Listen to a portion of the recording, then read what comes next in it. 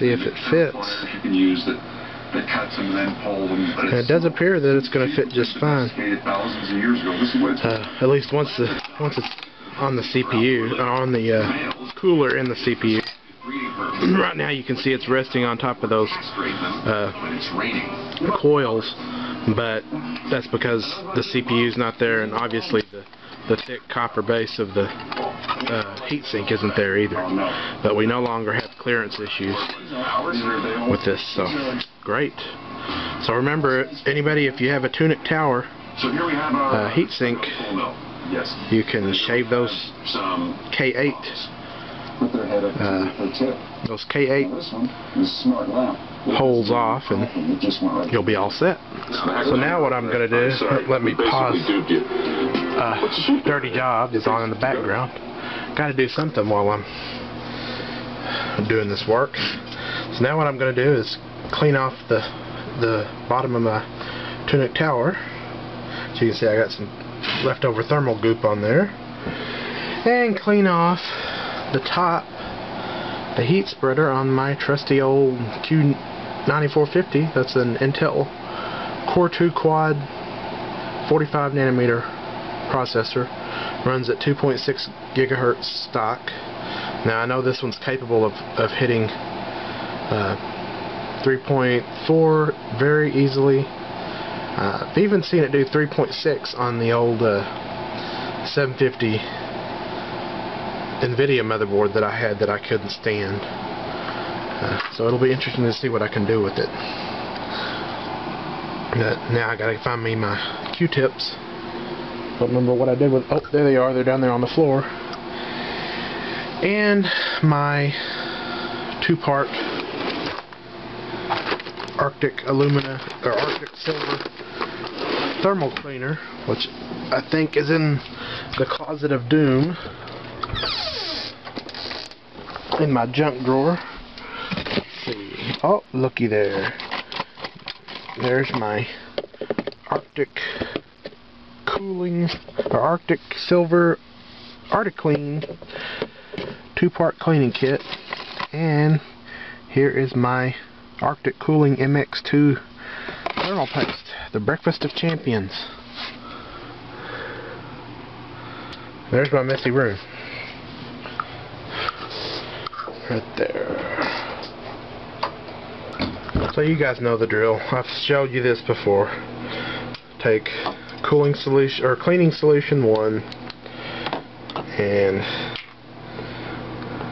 put a few drops on the surface to be cleaned and let it spread out and do its thing. It chews through everything. Any cooling or thermal compound it will chew through. Same deal with the CPU. It can't hurt the CPU. It just cleans off the gunk, dissolves the gunk so you can clean it off. And I'll leave that sitting for a couple minutes and then come back with Q-tips or a coffee filter, something lint free to clean it off with.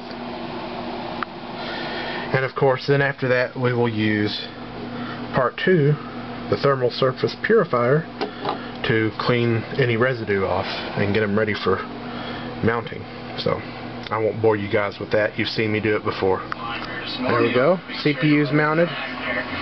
All ready for the heatsink. Oh, I have my Tunic Tower mounted successfully with the modified Dremeled hold down bracket. Fits perfectly now. Nice bit of clearance there. Fans installed, plugged into the motherboard header.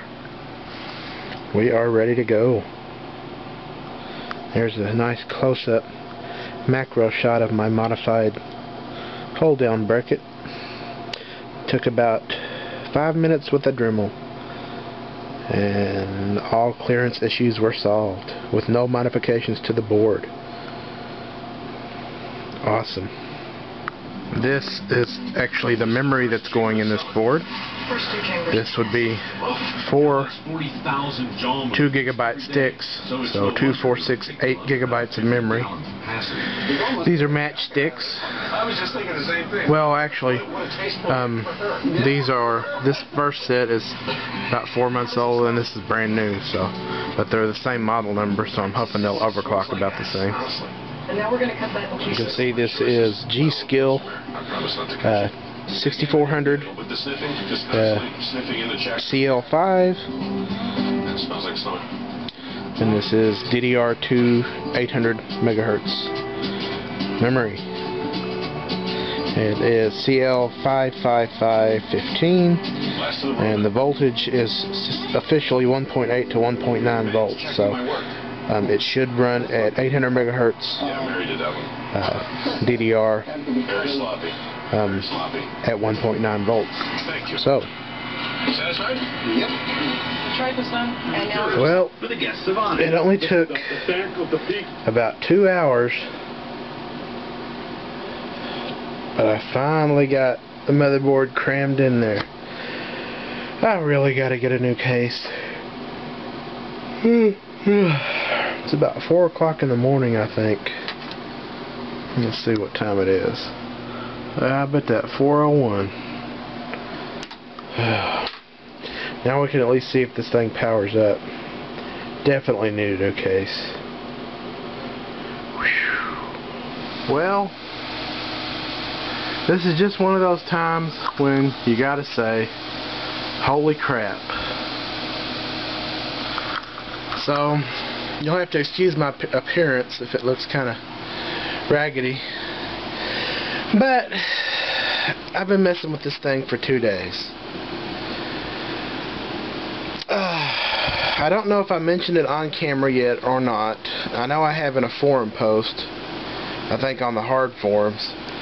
But anyway, I got the machine together inside my case, and no matter what I did, I could not get all 4 sticks of my memory to be recognized.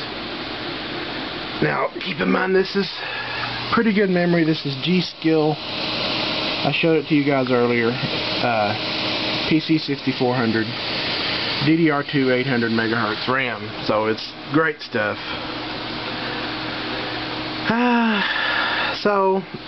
No matter what I could do, no matter what I did, I could not get the motherboard to power up properly with memory in the first 2 slots. These are labeled DDR1 and DDR2. It will work in 3 and 4 just fine. I could fill both of those slots up and the machine would power up just fine, but it would be running obviously in single channel mode, because you need at least 1 slot in each bank populated to run in dual channel mode. Well, running in single channel mode is not very good, and at that point I'm thinking, well shit, you know, pardon my language, but I'm going to have to send this motherboard back. You know, I got a defective one. So, at this point I'm thinking, you know, bad motherboard. And then it dawned on me that it might be bad memory too. Or not bad memory, but it might be an incompatibility. Although I never saw anything mentioned online, and although this board is only a couple months old, several people are using it with this RAM, you know, by now.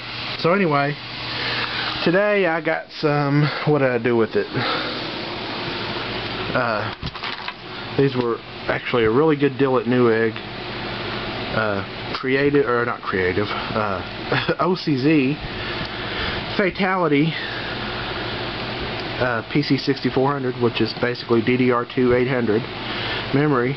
These were 4 gig kits, 2 sticks of 2 gigabytes, and they were $39. It was a shell shocker deal at Newegg, so it was only a few hours that you could get them for this price. Normally they go for about 80 bucks a set. So I got these in today, and what do you know, popped open a set and tried them in those slots, and same thing, it would not boot. So now I'm pissed. I'm thinking bad board, great, you know. So flash forward to tonight, and I'm pissed off. You know, I've tried everything. I've resigned myself to pulling the board out of my machine. So I pull open my case, as you can see right there.